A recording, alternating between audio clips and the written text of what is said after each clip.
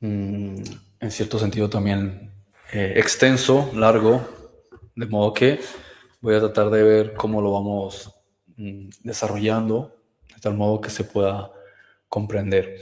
Bien, tiene cuatro fases. La cuarta, digamos que es un nivel que muy complicado.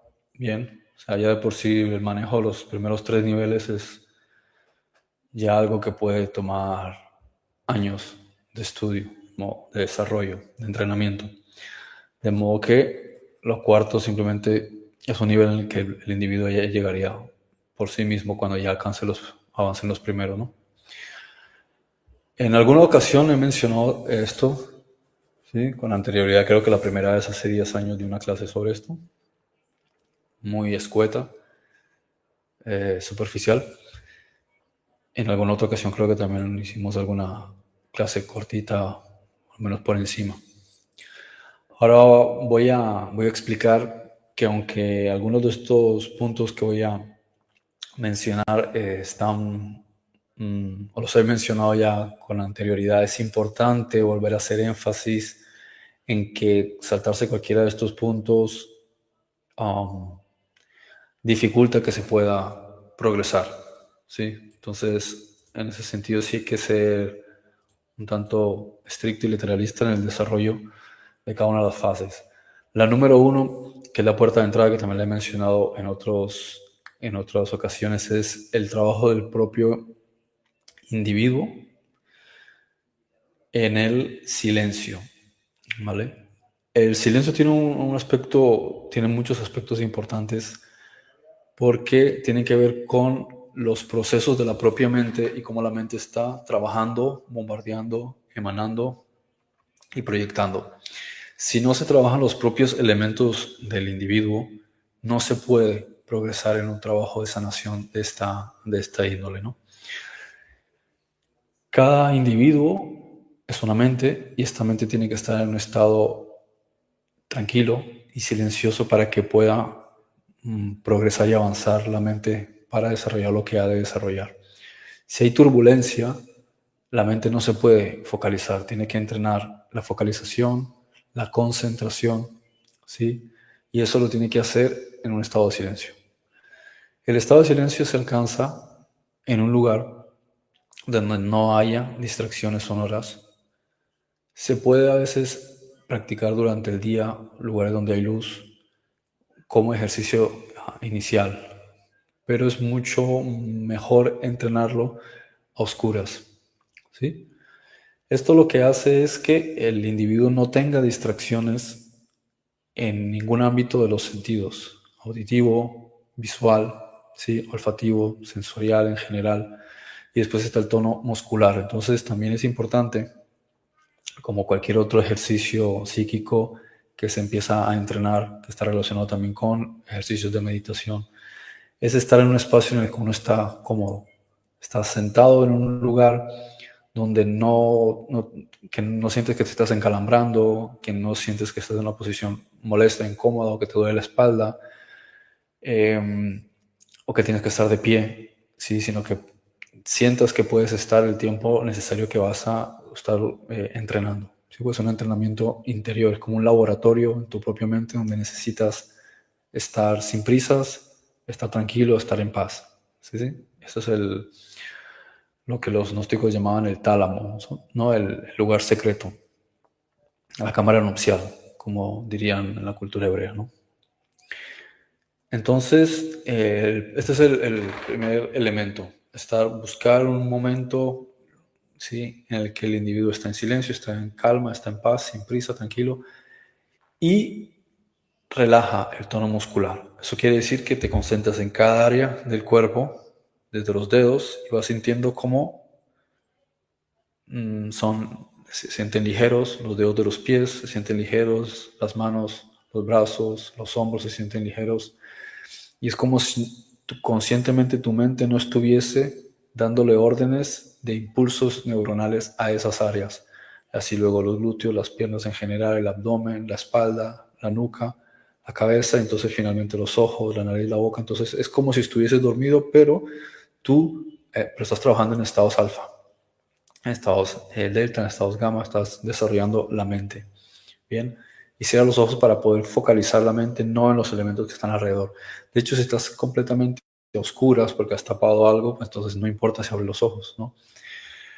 Esta es la parte esencial. La mente debe abrirse como una puerta. Bien, y eso implica que requiere que no haya obstáculos de los sentidos. Los sentidos lo que hacen es que también te mantienen conectado en el plano físico. Cuando anulas los sentidos, ya no te están conectando al plano físico. Bien, por eso es tan fácil cuando uno se relaja, quedarse dormido y poder entrar en estados alterados de la conciencia, o desdoblarse, o simplemente soñar, estar en fase REM, ¿sí? Rapid Eye Movement, movimiento rápido ocular, cuando tienes sueños. Entonces ahí está la clave, que es el sueño. Ahora, que es el silencio.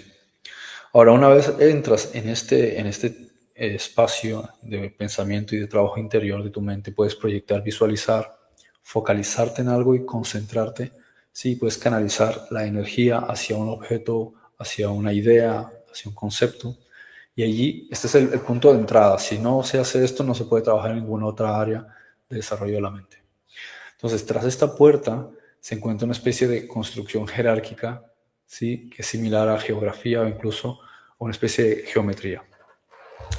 Estos son todos los diferentes aspectos de, llamémosle, nuestro subconsciente.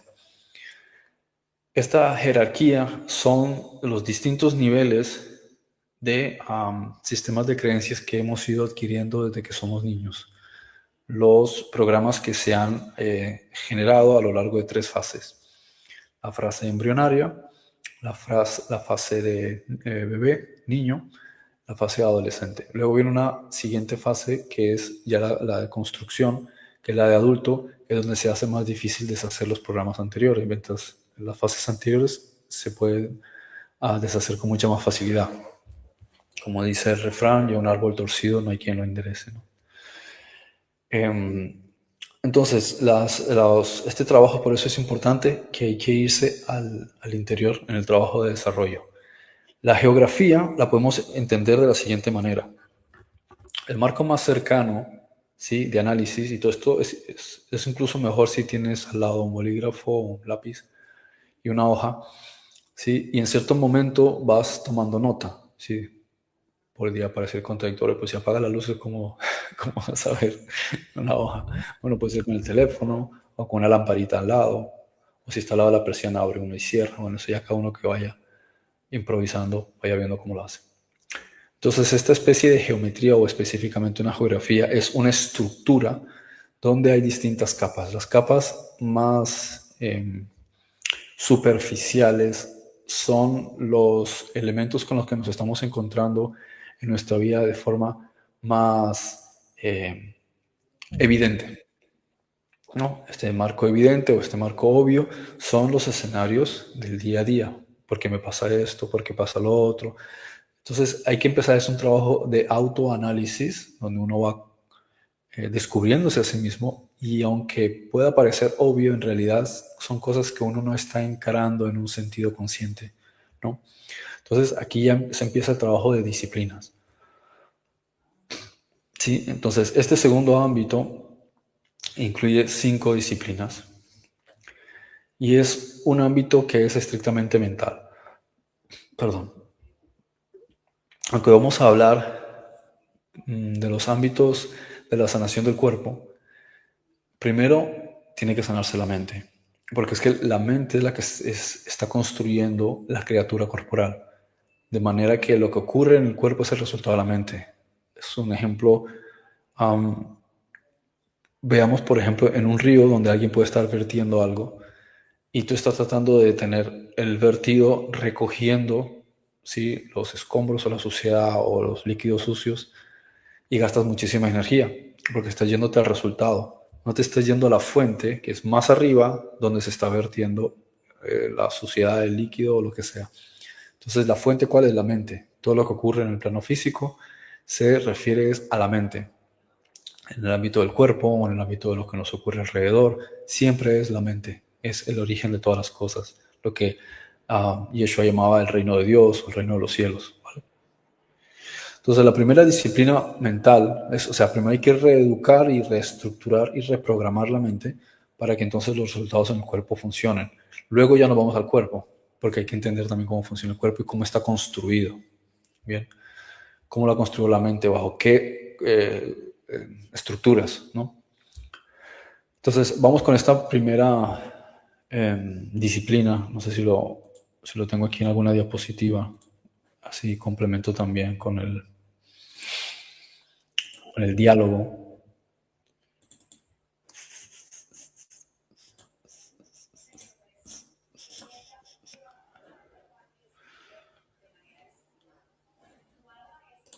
Sí, ahí está. Bueno. Mira, ahí está André compartiendo una cita.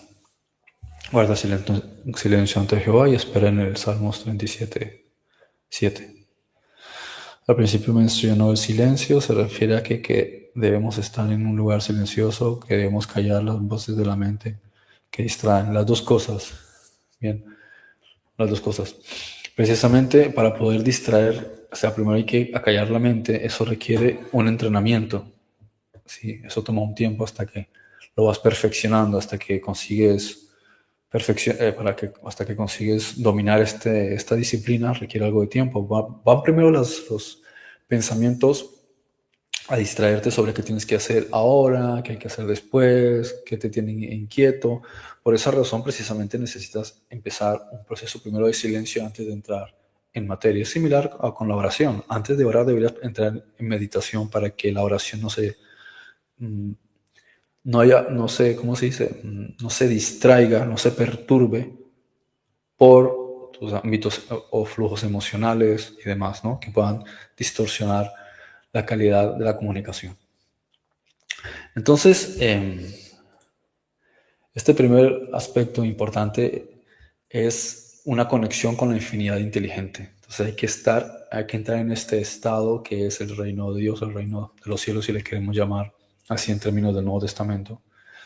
Y comenzamos con una primera disciplina, que es básicamente la examinación del yo. ¿Sí? La examinación del yo parte de un juicio propio, pero no un juicio acusatorio, sino un juicio de análisis, donde observamos por qué pensamos lo que pensamos y sentimos lo que sentimos, por qué consideramos que algo es bueno o es malo, por qué nos afecta o por qué no nos afecta. No es solamente mirar el aspecto negativo, sino qué es lo que motiva o creemos que motiva hacia un sí. Por tanto, esto puede básicamente compararse con un diario. No es una terapia que se hace en 20 minutos. Se trata de un trabajo. Igual que un médico no se sienta y lee un par de libros de medicina y dice, ya estoy preparado para ir a curar a alguien. Tiene que hacer una carrera. Eso toma un tiempo.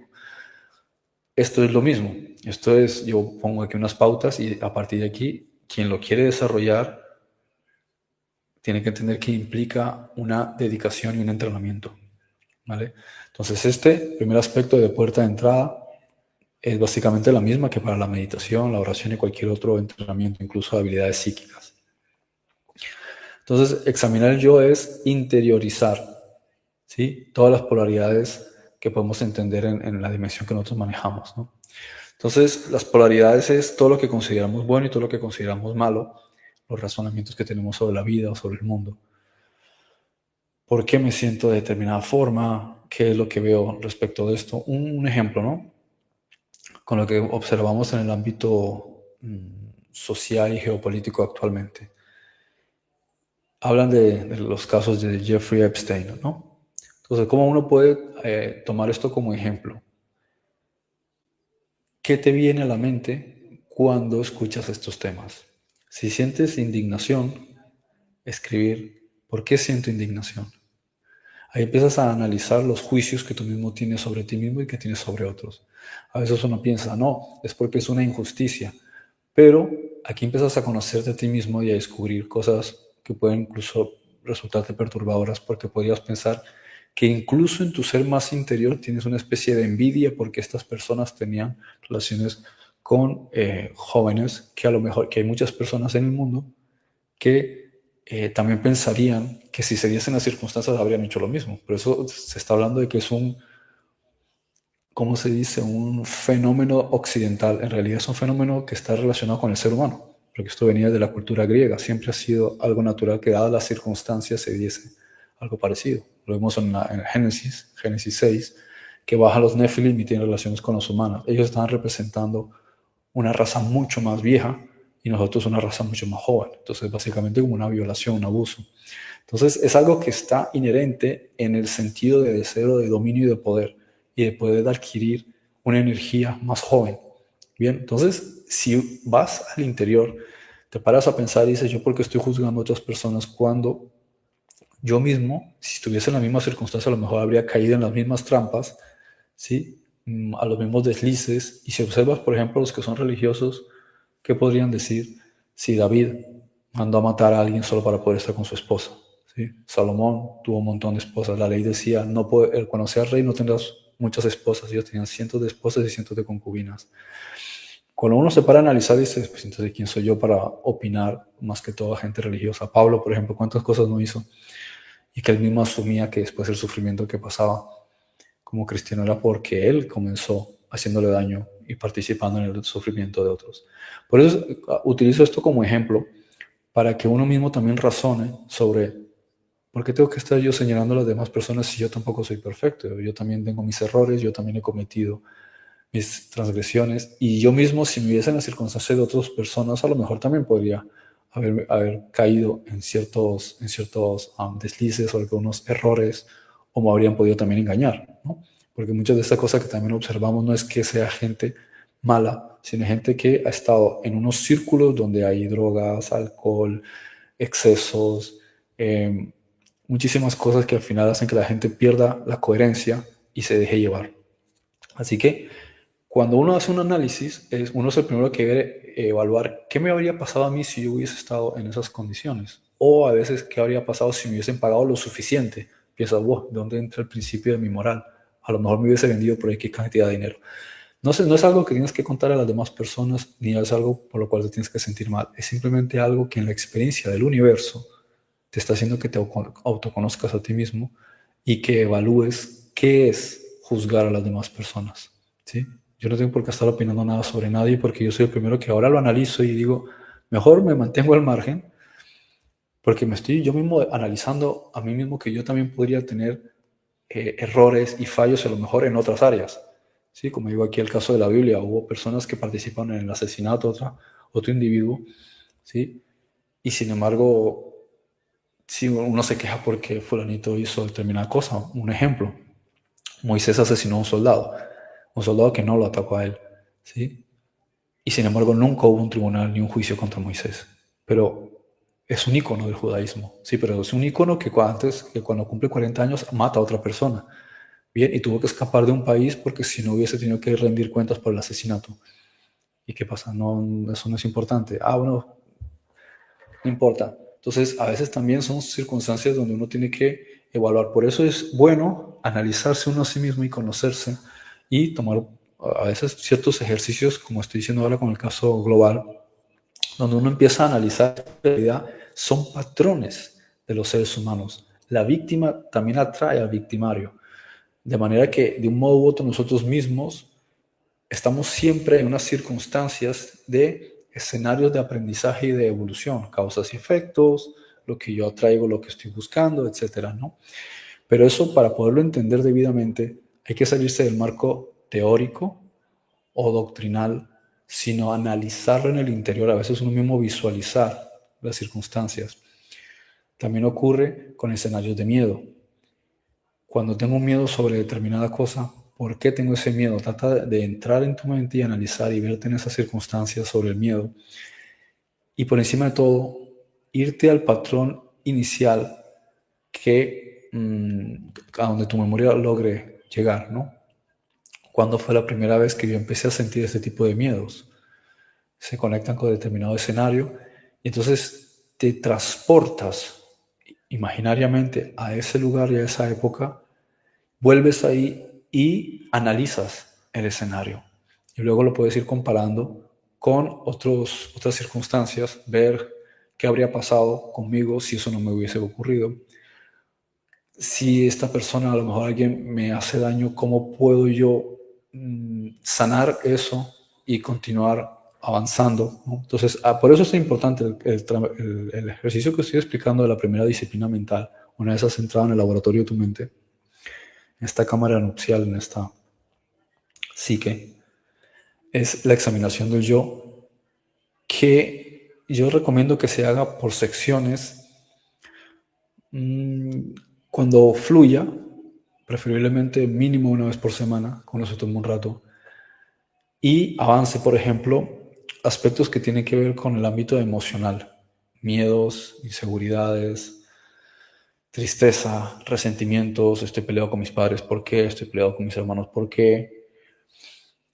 Puede ser, por ejemplo, el ámbito familiar. Otro ámbito también puede ser sentimental. ¿Por qué o qué problemas está habiendo en ciertas relaciones sentimentales? O vas analizando patrones. ¿Qué patrón sigue con esta relación anterior? ¿Qué patrón con este? ¿Por qué creo que esto no está funcionando? Y vas evaluando el escenario primero contigo, ¿no? Continúas, por ejemplo, otro ejemplo. Económico, ¿no? Vas planteando los aspectos económicos. Entonces es una lista de cosas que se van desarrollando. Tienes que ir punto A, punto B. Otro ejemplo también, como digo, la salud, ¿sí? Ahora, en su momento ya habría que entrar en materia sobre los ámbitos de los arquetipos relacionados al cuerpo, cada sección del cuerpo.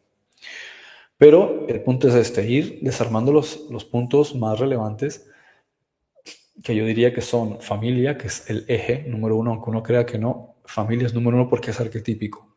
Nosotros crecimos, surgimos, salimos de un vientre, fuimos concebidos. Por tanto, la matriz y el punto número uno es una base que no se puede olvidar, que es la familia. Y los nexos que nosotros tenemos, hermanos, primos, personas con las que crecimos, amigos muy cercanos. Nos guste o no, ellos están conectados con nosotros, son parte de nuestra estructura de tejido invisible y también físico, ¿no? Entonces debe interiorizarse la polaridad de nuestra dimensión, polarizar los conceptos e ideas. ¿Qué es polarizar? Si una cosa está en el centro, hay que observar que hasta que uno no haya centrado las cosas y no emita juicios en sentido de condenar o llamar esto malo o bueno, o no tanto llamarlo, sino mirarlo con alevosía, con negatividad, o divinizarlo, cuando en realidad simplemente son espejismos, ¿sí? Dentro de un escenario. Entonces lo que se polariza es lo que está muy inclinado hacia algún lado de una balanza.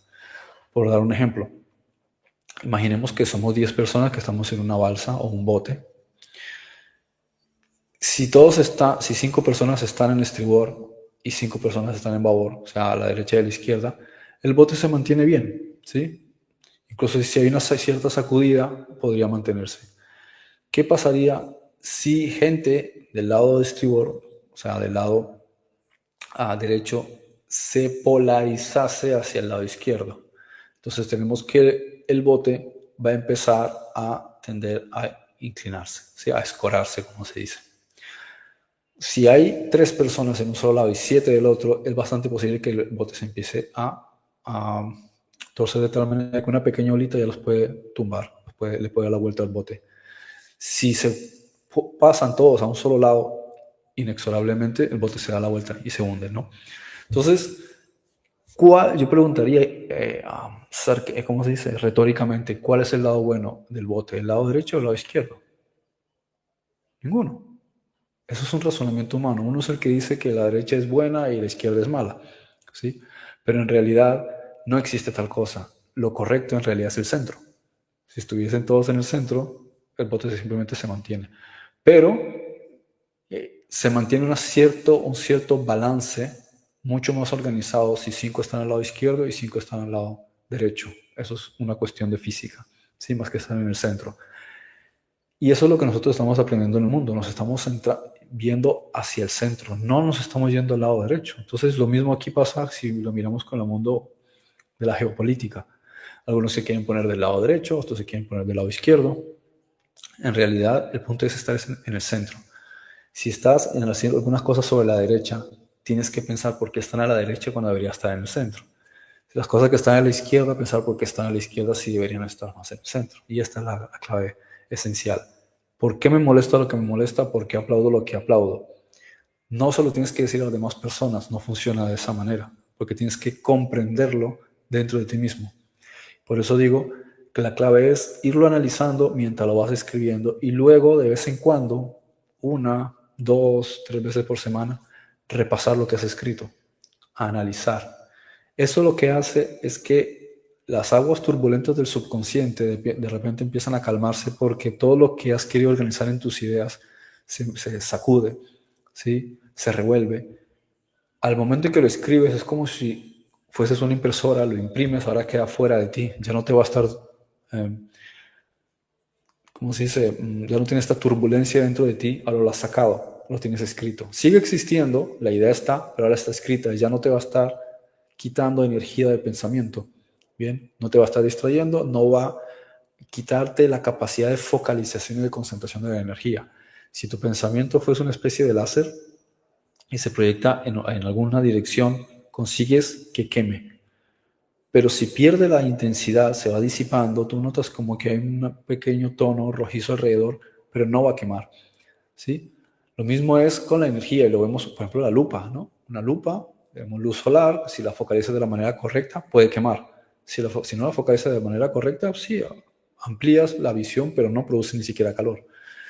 Esto es lo mismo con el pensamiento. Si hay una distracción, no vas a lograr focalizar el pensamiento de tal manera que altere la materia para tu beneficio. Si por el contrario estás focalizado en cosas negativas, vas a hacer lo mismo que la lupa. Entonces eso te perjudica. Y esto es lo que ocurre con lo que está pasando a nivel social. Yo utilizo el ámbito social porque eso sirve como puente para entender cómo nos entrenamos a nosotros mismos. Si uno participa del caos que está ocurriendo en el mundo, toda la gente se está inclinando a un lado del bote. Ellos creen que se están inclinando al lado bueno, pero no existe el concepto de lado bueno o lado malo en un universo que es ilusorio. ¿Bien? Lo que existe simplemente es tendencia energética, ¿sí? Termodinámica. Si todos se inclinan hacia la izquierda, ¿qué es? Quejarse, criticar, señalar, juzgar, decir este es malo, este es violento, este es el que hace tales cosas. Entonces empieza, pero no que lo digas en un sentido desapasionado, sino lo dicen con ese for, con esa indignación, con esa rabia. Entonces, ¿qué estás haciendo? Toda la gente se está moviendo hacia un lado del barco. Pues adivinen qué es lo que va a pasar. Lo que está profetizando Apocalipsis, que se materializa en el plano físico como terremotos, pero también son terremotos sociales. Así que si uno no quiere ser parte de esos terremotos sociales, pues a veces incluso le toca ponerse uno del otro lado del bote, aunque uno no quiera ser partidista, porque dice, a ver, yo estoy también en el bote.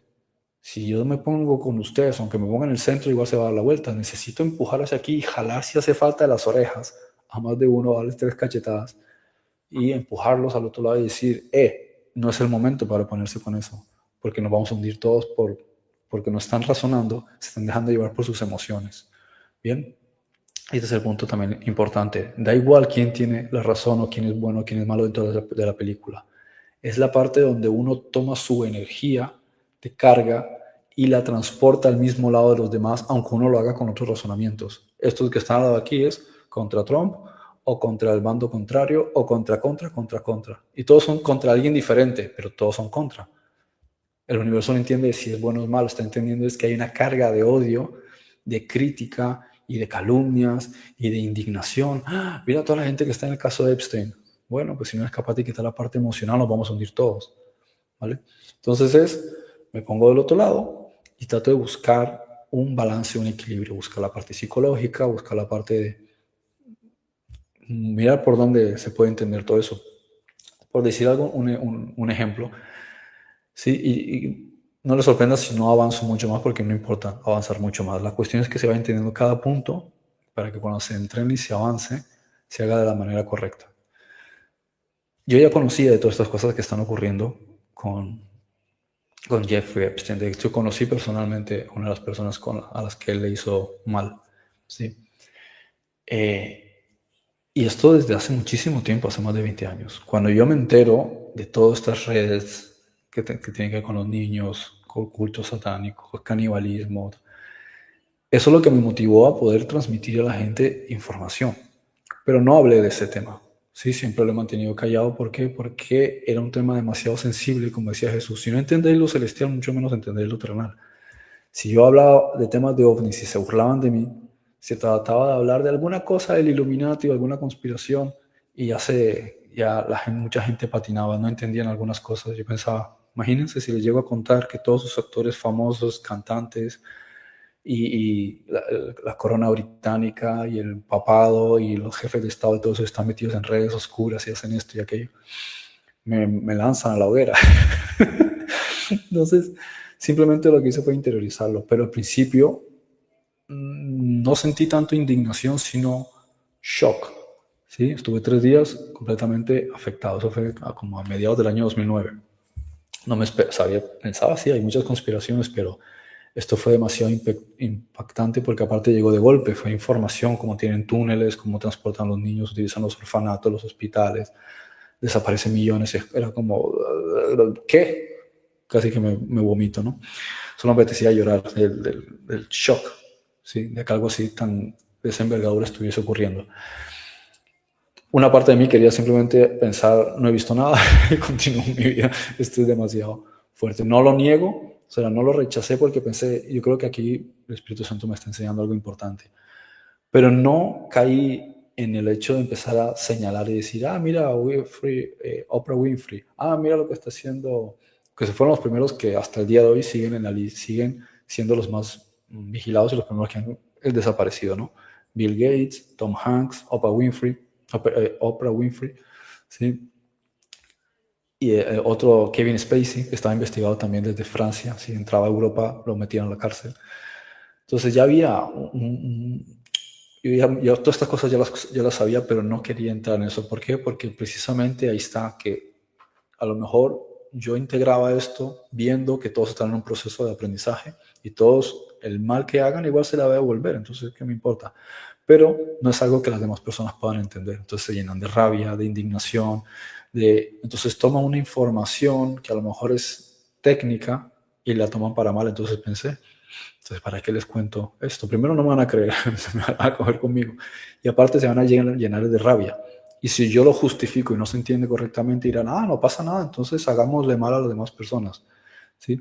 Así que este es un punto importante, que hay que trabajar el conocimiento de uno mismo y de evaluar por qué veo las cosas de esta manera, porque no simplemente puedo ser, no diría neutral, sino desapasionado, mantenerme al margen, es decir, no me voy a implicar, no me va a afectar, pero no es que me voy a esconder, sino por qué me tendría que afectar o por qué lo quiero ignorar, ¿sí? Ahí es donde está la parte importante, es el ejercicio interior, no el razonamiento de si es bueno y si es malo, eso no lleva a ninguna dirección, sino por qué, autoconócete, esa es la parte más importante. Vale, aquí Andrés está preguntando, no te desvíes a la derecha ni a la izquierda, aparta tu pie del mal. Proverbios 4:7. Este universo es dual, ¿cómo equilibrar las polaridades? Ahí está el punto donde estoy yendo.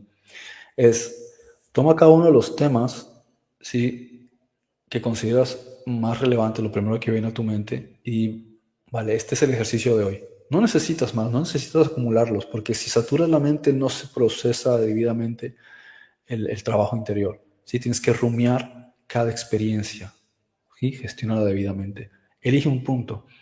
Sentimental, parejas, por ejemplo. Económico. Muchos de ellos incluso no los llegas a completar o no terminas de gestionarlos en una sola sesión. A veces necesitas varias sesiones para poder ir gestionando cada sección de esa sección. Bien, entonces sentimental puede ser desde cómo ha sido tu relación de pareja. Bien, cómo son tus gustos de pareja, qué estás esperando de una pareja, qué le puedes ofrecer tú a una pareja, qué es lo que quieres realmente a largo plazo con una pareja.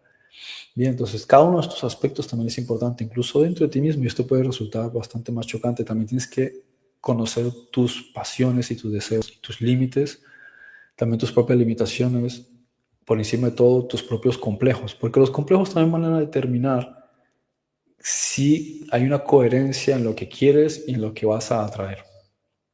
Bien. Un ejemplo donde veo paciencia, esto por ejemplo lo pueden encontrar, no me acuerdo en qué capítulo está de la ley del uno, él comenta en uno de los ejemplos de este ejercicio, donde veo paciencia, hacerme consciente de su correspondiente impaciencia o lo que apruebo en contraposición a lo que desapruebo, ¿sí? Por dar un caso, ¿no? Entonces, las disciplinas de la mente implican, en primer lugar, identificar tanto estas cosas que apruebas como las que no aprobamos en nosotros mismos. Primero es en nosotros. El ejercicio después hacia el exterior viene como segunda fase. ¿Por qué no es como primera fase? Porque ahí es donde está el engaño. La fuente es a donde hay que ir primero, porque si no gastas un montón de energía en un espejismo. El espejismo es solamente un resultado final. La fuente es uno. Primero es uno y luego miras fuera qué. Los símbolos y los analizas. Cuando analizas los símbolos dices, ah, claro, sí, sí, es que en efecto yo pienso, lo veo de esta manera. Como decir, por ejemplo, animales. Ves animales, un sueño, ¿no? Y en el sueño tú estás visualizando una serie de animales. Tú no sabías de forma premeditada, ¿sí? O anticipada, qué son esos animales para ti. Pero cuando lo ves en el sueño te resulta mucho más fácil. Es como que tú mismo te estás presentando una pantalla sobre tus propias ideas. Entonces observas al león, observas a la cabra, observas al buitre, observas al búho. Cuando lo ves ahí, te das cuenta que tu propio ser interior te está proyectando algo fuera de ti mismo que tiene un significado sobre lo que tú piensas. Pero como no te paras a analizarlo, no vas a hacer todo el vocabulario de animales, ¿no? Entonces te resulta mucho más fácil. Primero conocer lo que hay dentro de ti y después conocer lo que hay fuera de ti. Y muchas veces lo que vemos fuera de nosotros en esta segunda fase de ejercicio es lo que nos va a servir para poder conocernos a nosotros mismos aún más. Y de ahí que uno puede tener, como digo, un sueño y ves a estos animales y piensas, vale, voy a tomar nota. ¿Qué me significa a mí la cabra? ¿Sí? ¿Qué asociación puede haber con la cabra? Vas tomando nota. Luego puedes profundizar aún más y decir, ¿qué es lo que significa en sí socialmente una cabra? ¿No? Y entonces ahí vas avanzando. Pero como digo, eso es una fase más adelante. La primera fase tiene que ser es con uno mismo. Todas tus ideas y conceptos. Eso puede también incluir y debería incluir tus propias creencias. Y cuando digo creencias no me refiero a la religión, sino yo creo que esto es así, yo creo que esto es asá, esto es lo bueno, esto es lo malo, esto es lo justo, esto es lo injusto, es lo que se debe hacer. Ejemplos. Recibimos una cantidad enorme de programación de nuestros padres que nos dicen, y de la propia sociedad, que nos dicen, esto es lo que se tiene que hacer, las personas tienen que estudiar, sacarse una carrera, luego trabajar, tantos años, ahorrar para la jubilación y cuando se jubilan entonces se compran una casa y se quedan ahí al borde del río o del lago pescando hasta que se hagan suficientemente viejos para que los entierren, ¿no? Y esto entonces es un razonamiento cíclico que se programa. Normalmente no te dicen dedícate a lo que te gusta y ser mejor en lo que te gusta. Normalmente son esquemas muy inusuales que vienen de personas que son de haberse desprogramado, de venir de otro sistema de pensamiento diferente. Pero normalmente la sociedad lo ve es de esa manera. Carreras universitarias, entonces la persona sí puede hablar. No tiene carrera universitaria, no puede hablar.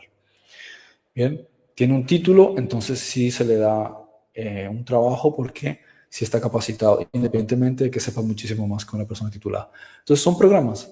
Entonces el padre, por ejemplo, le dice al hijo, no aspires a eso porque esto no va contigo. Nuestra familia nunca se ha dedicado a esas cosas. Entonces ya hay una programación en el niño porque el niño ve al padre como una figura de Dios, que si le dice que no es no y sí es sí, y él le cree, hasta que él ya sea mayor y ponga en tela de juicio lo que le han dicho los padres. Entonces esa es otra fase, ¿no? No voy a entrar ahora con eso porque es un tema distinto. Entonces, las programaciones son esenciales y por eso uno tiene que evaluar y cuestionar. Considero que esto es bueno, ¿por qué? Considero que esto es lo que se tiene que hacer, ¿por qué? Considero que hacia allá no debería ir, ¿por qué? Sí, ahora todo como los niños pequeños, todo es ¿por qué? ¿Por qué? ¿Y por qué? Y ahí está la cuestión. Uno empieza a encontrar que son en realidad los programas que heredamos mayormente de nuestros padres. Y a veces no salimos de ese estancamiento porque creemos que contradecir lo que decían nuestros padres es como una deslealtad a la familia, o al honor del padre, o al honor de la madre. Entonces, por eso digo, es importante que uno haga ese trabajo de ejercicio interior, porque ahí radica que puede haber cambios, ¿no? Entonces, la mente contiene a todas las cosas. Entonces, todas las cosas que nosotros vamos a ver en el exterior, todo lo que hay en nuestro interior, lo que vamos a ver en los sueños y lo que se proyecta afuera está dentro de nosotros. Si no empezamos por reestructurar nuestra propia mente y conocernos a nosotros mismos, en realidad no va a cambiar nada en nuestra vida, no va a mejorar y muchísimo menos va a haber procesos de trabajo de sanación cuántico, porque no puedes brindar a otros lo que tú mismo no tienes. Es decir, yo quiero ayudar a otros económicamente, pero yo no tengo dinero. Quiero ayudar a otros en la salud, pero yo mismo, ¿qué ejemplo voy a dar si tengo mala salud?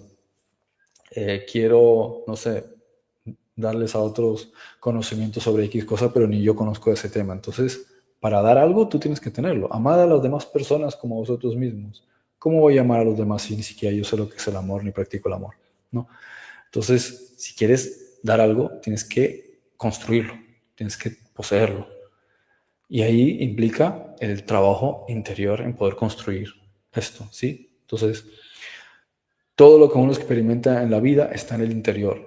Todo lo que te ocurre está en tu interior. Si no lo trabajas en el interior, por mucho que te esfuerces fuera y trabajes y sacrifiques y cambies de estrategia, y todo, solamente estás sentándote en la proyección del proyector hacia la pared. No estás yendo a la fuente. Entonces estás gastando un montón de energía, tiempo, recursos, a veces dinero, tus propias emociones, terminas decepcionado después, indignado, desmoralizado, porque estás siempre mirando hacia afuera.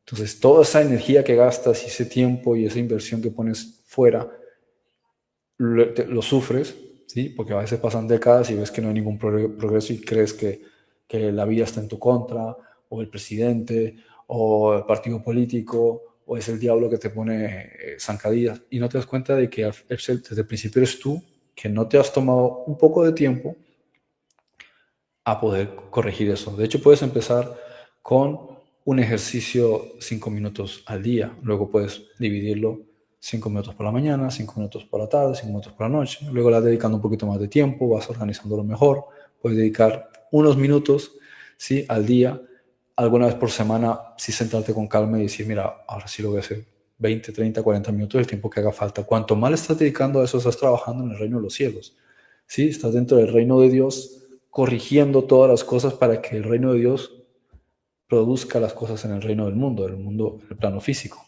Pero no puede ser al revés. No puedes pretender corregir las cosas del plano físico para que cambie lo que está en el reino de Dios. No tiene ningún sentido, porque todas las cosas provinieron de lo espiritual a lo físico. Por eso dice, y lo visible vino de lo que no se veía. O sea, que el plano físico procede del plano mental. ¿Ok? Y bueno, hasta ahí esta primera parte.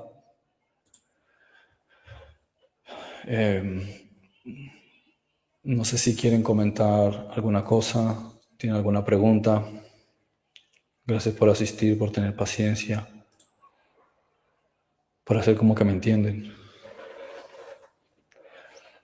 Un momentito ahí si quieren abrir el micro, ¿alguien quiere comentar algo? No sé, Jan, Andri, Hola, Master, ¿cómo vas? Rosana. ¿Cómo voy? Pues con los pies, hasta que no me devuelvan el Lamborghini que me presté a Elon Pero yo Musk. dije, ¿cómo vas? No, ¿cómo andas? Ah, vale. ¿Bien o Muy no? bien. ¿Sí me ven? Sí, Ah, bueno, sí. Master, una pregunta. De todo lo que se estaba hablando, pues todo lo que comentaste ahora, acerca de la sujeción de la mente, del pensamiento, desde la construcción del individuo hacia todo lo que se proyecta, ¿qué tanto de todo eso dentro del guión del espíritu me tengo que hacer cargo yo dentro de mi proyección y no hacer de cuenta que es del guión? O sea, hasta donde uno se da cuenta cuál es su responsabilidad y cuál es la parte que uno tiene que poner en todo esto y dónde empieza uno también a confiar en el guión del espíritu. Es una pregunta toral, porque yo me la sigo planteando hasta el día de hoy. Y creo que la clave está en lo que explica el curso de milagros. Es decir, una de las primeras cosas que uno tiene que hacer cuando empieza el día es consagrar, ¿sí?, el día al Espíritu Santo. y tratar de que cada determinado segmento del día le confiemos al Espíritu Santo que se haga la voluntad del Padre y no la del ego. Eso es lo mejor que puede hacer uno en realidad, porque ahí, o sea, es un tema muy sensible en donde uno puede considerar si lo que yo estoy haciendo es mi voluntad conectada con el Padre o si es mi pseudo voluntad, que en realidad es la voluntad del ego.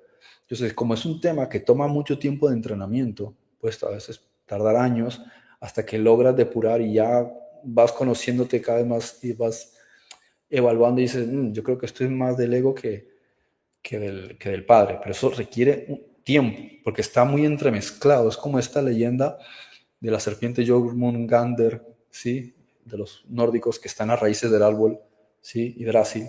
La serpiente está enroscada y está metida entre todas las raíces, y entonces llega un momento en que es difícil poder uno pensar objetivamente sin que los pensamientos estén cruzados con los pensamientos del ego. Entonces,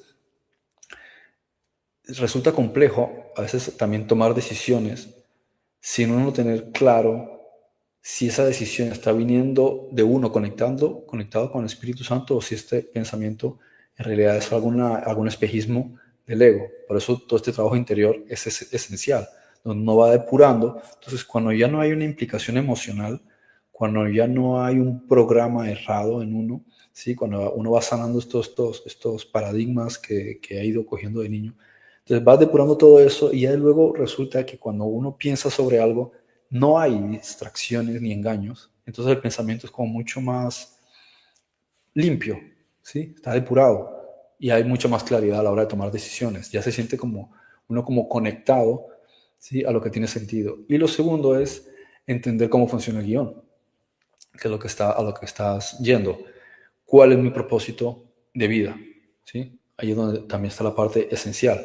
Nosotros venimos a este universo con la finalidad de autoconocernos, pero luego también tenemos que entender que había una serie de encarnaciones que acumulan en el alma un montón de programas y patrones que tiene que ir deshaciendo, ¿sí?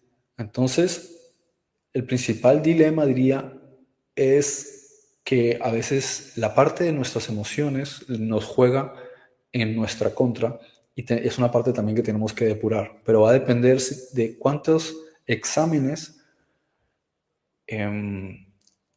¿cómo se diría?, corresponden con esta encarnación. Por ejemplo, en esta encarnación, digamos que es como un pensum escolar, ¿no? Necesito manejar X y Y cosas en cierta edad y haber ciertas cosas que, digamos que tengo que corregir. Otras ya se han hecho. Yo no conozco el manual entero. No sé cuáles serán para esta encarnación y cuál no. Por eso ahí está la clave de pedir siempre al Espíritu Santo una guía. Tiene que ser algo permanente y no algo de a ver qué ocurre, sí, como quien suelta algo de forma abstracta, sino que cada día sea un nuevo manual. De esa manera tienes que, en un año tienes 365, ¿cómo se diría? Tuviste 365 misiones y cada una cumplía una faceta que te está ayudando en el desarrollo interior. Entonces, más que verlo como qué pasará en mi vida, más bien pensar es cada día es una vida.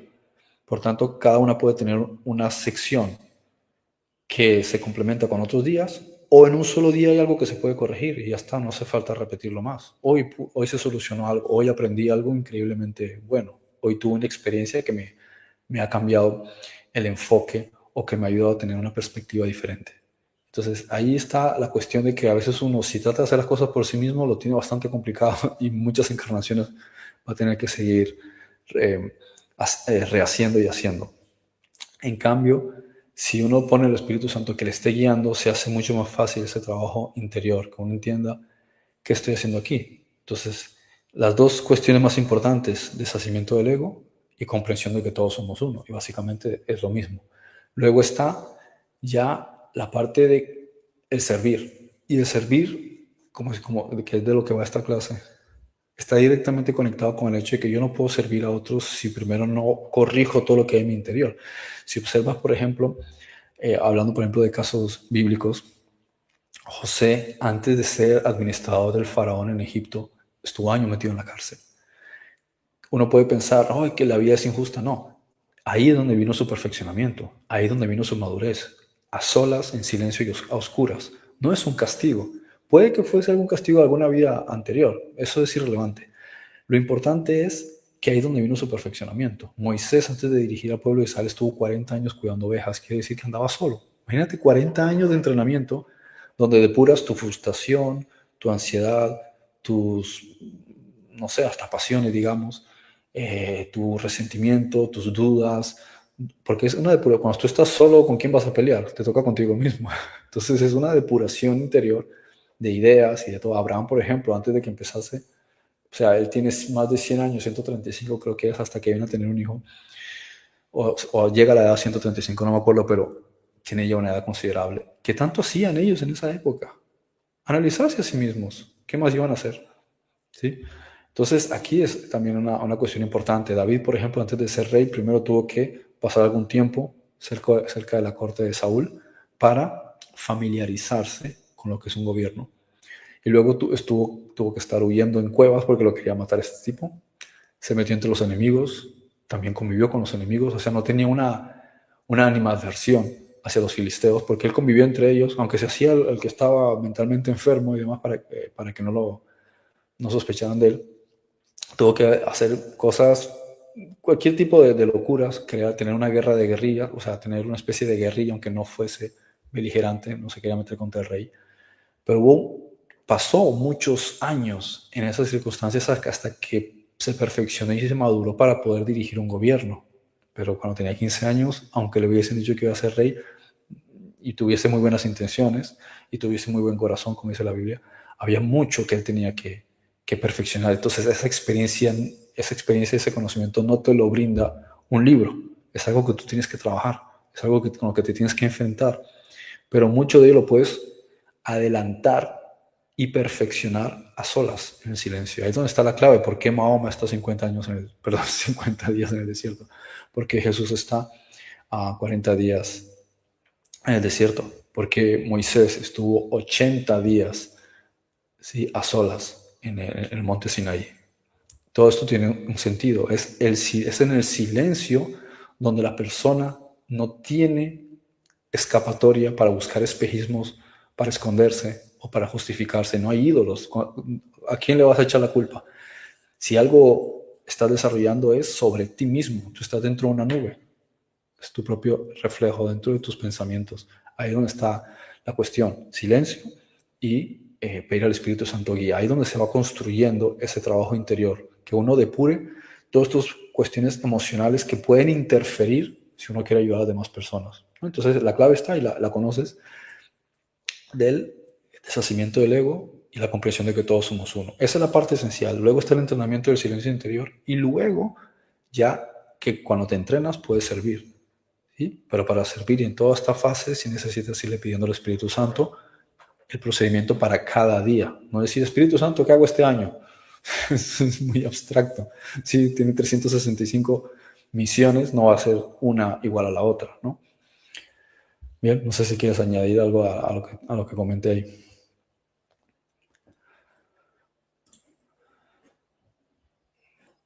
No, pues ahí ya la verdad, de amplio espectro, el concepto ya para mí quedó, digamos, bien fundamentado y sí, generalmente eso es lo que también suelo hacer, iniciando el día, agradecer por todo lo que se tiene y empezar a proyectar el día a día, como tú dices, como si cada día fuera una vida y de verdad que funciona muy bien. Pero también está la otra parte que mencionas, que son las emociones, que son las que nos juegan como ese papel como del ego ahí, como todo el tiempo tirando y tirando y pues tenemos que neutralizarlas. Pero sí, Claro, la verdad ya la concepción es clara. claro. El silencio es el que se encarga de vencer esa parte, porque si uno lo trata de hacer con lucha, en realidad es muy desgastante. Pero ayuda también las declaraciones. Las declaraciones ayudan porque ayudan a reprogramar la mente. Pero tenemos mente y tenemos corazón. Mente es analítica, la podemos reprogramar con nuevas ideas, pero eso no cambia nada al corazón, que es emocional. Entonces el emocional se tiene que corregir es en silencio. El mental es el masculino, el emocional es el femenino. Entonces, el mental es el que trabaja hacia el exterior en el razonamiento y la lógica, pero el emocional es el que está escondido dentro de la caja torácica. Es la matriz, donde está el bebé gestándose. ¿En dónde? En silencio, en oscuridad. ¿Bien? Así que bueno, todo es consagrar al Espíritu Santo que vaya guiando el día a día en el propósito que tiene uno y en el trabajo interior principalmente. Bueno. No sé si alguien más quiere comentar algo, si no damos por concluido la sesión de hoy. Master, ¿me escucha? Uh-huh. Bueno, yo tengo una duda. Bueno, una vez escuché así en internet de que cuando tienes muchos problemas y buscas una respuesta, lo que tienes que hacer es irte a encerrar en un lugar así a oscuras, en silencio, y con eso vas a encontrar respuestas. Y yo tengo la pregunta de que si el silencio puede darnos respuestas, o sea, ok, me voy y me encierro, pero ¿qué es lo que debo hacer? O sea, ok, en el silencio, ¿qué es? ¿Apagar las voces o dejar fluir? Por ejemplo, si tengo algún problema o algo que me preocupa, ¿debo dejarlo fluir y que salga? ¿O debo intentar no pensar en eso? O sea, dentro del silencio de mi cuarto, ¿qué es lo que debo de hacer? El silencio mismo es el que está haciendo el trabajo. Porque imagínate que tienes un perro y el perro es eufórico, le gusta morder todo, se le tira a la gente se asusta, aunque él no tenga malas intenciones, y al final te mete en problemas constantemente. Imagínate que esas son nuestras emociones, que son nobles, que son buenas, que tienen buen corazón como el perrito, pero él no entiende el mundo cómo funciona. De hecho, si sale corriendo lo puede atropellar un coche, él no entiende nada de eso. Entonces, nuestras emociones son como este perrito. ¿Qué es lo que él hay que hacer? Hay que poner una cuerda, ¿sí? Y llevarlo con uno. Y él tiene que irse acostumbrando a ir a tu lado derecho o a tu lado izquierdo para percibir tu energía y tu ejemplo y ver cómo reaccionas cuando se acerca otro perro. Porque también puede que él se ponga eufórico con otro perro y otro perro piense tú quién te crees que eres, ¿sí? Porque lo ve con ese comportamiento tan energético y puede provocar una pelea entre perros. Entonces, ¿qué hace el adiestrador? Simplemente corrige al perrito con un pequeño tirón, o a veces le hace como si le mordiese con los dedos de las manos, ¿sí? Agarra aquí. Como si la mamá le llamase la atención, che, quédate quieto. Entonces, él progresivamente va controlando y gestionando su emoción, pero él no deja de ser emocional, simplemente la forma comunicativa es, yo no entiendo lo que quiere decir mi dueño porque no entiendo su idioma, ¿sí? Pero a través de estos gestos con la cuerdita, ¿sí? Me mantiene como controlándome, pero no significa que yo no pueda salir, no significa que no juegue conmigo, no significa que no me dé comer, no significa nada de eso, ni siquiera tienes que estarle pegando al perro, o sea, porque le vas a pegar al perro. El perro lo único que interpreta es maltrato. Entonces, ¿qué es lo que haces? Con una simple cuerdita que él lleva aquí, que no sea demasiado delgada para que no le corte la circulación, ¿sí? Vas simplemente acompañándolo. Y un día, otro día, otro día. Entonces, lo que hace es controlar a este pequeño nervio de cuatro patas. Y ese es el mismo ejemplo que nosotros tenemos. Cuando estamos en silencio, estamos cogiendo ese perrito hiperactivo y le estamos obligando a que esté con una cuerdita. Por tanto, el solo hecho de estar sentado y calmado, ¿cómo se podría decir? En silencio, ya es el entrenamiento, porque ahí vas a ver lo mismo que haría el perrito. Si lo dejas, le dices siéntate, en el momento él va a mirar para todos lados a ver si no estás mirando para salir otra vez corriendo, va a querer morder tal cosa, subirse en tal otro sitio. Entonces no tiene control, pero no significa que sea malo. Es que gracias al sistema emocional es que nacen los niños. Vienen de la emoción, la matriz, la madre, sí, ella tiene esa emoción. Entonces, el hecho mismo de que te sientes en silencio y no hagas nada, ¿sí? Ya es que estás haciendo mucho, ¿sí? Ahí ya estás haciendo el trabajo con el hecho mismo de coger el perrito emocional, por así llamarlo, y decirle, quédate quieto. Y ahí está 1 minuto, 2 minutos, 3 minutos, está como hiperactivo, quiero salir corriendo. Pero lo estás entrenando a través de quédate quieto. Bien, entonces esa es la cuestión. No es una cuestión mágica, es un entrenamiento. Ocurre también que en ese proceso también puedes incluir alguna oración, alguna declaración y puede venir por añadidura alguna respuesta puntual para determinadas cosas, ¿sí?